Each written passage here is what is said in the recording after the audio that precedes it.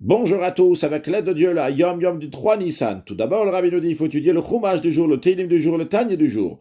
Puis, le Rabbi nous écrit ce qu'il a entendu de son beau-père, le Rabbi précédent, Rabbi Yosef Yitzhak, à propos du père de Rabbi Yosef Yitzhak, le Rabbi Rachab, que parmi les études qu'il avait, qui étaient fixées, il y avait que chaque jour, il apprenait une paracha du Chumash avec le commentaire de Rashi.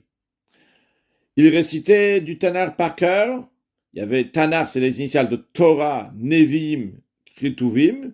Donc un chapitre de Torah, un chapitre des Nevim des prophètes et un chapitre des hagiographes des Ketuvim. De même, il étudiait chaque jour un chapitre de Mishnah. Puis, en ce qui concerne l'étude de la Gemara, chaque semaine, il étudiait 2 pages de Gemara approfondies. Quand on dit 2 pages, c'est-à-dire le recto verso. Puis, en plus de ces 2 pages qu'il étudiait chaque semaine approfondies, chaque jour, il étudiait 3 pages de Gemara.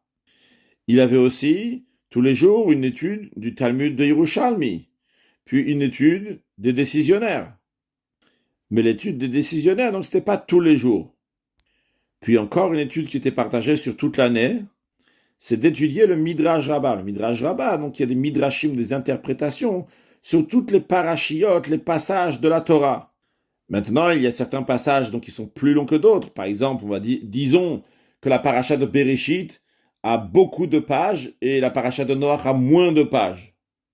Donc il n'étudiait pas toute la paracha chaque semaine. Dans l'exemple théorique qu'on a dit, si la paracha de Bereshit était très longue, il y avait beaucoup d'interprétations, et il va pas finir tout ça en parachat Bereshit, mais qu'en parachat Noach, donc ça sera plus court, donc là-bas, il va compléter ce qu'il n'a pas étudié dans parachat de Bereshit. Mais en tous les cas, donc il s'arrangeait de manière qu'il va finir dans tout le Midrash Rabbah sur l'année.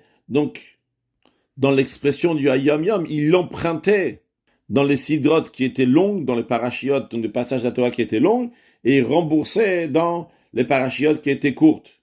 Lorsque l'interprétation du Midrash sur la Sidra de la semaine était plus courte.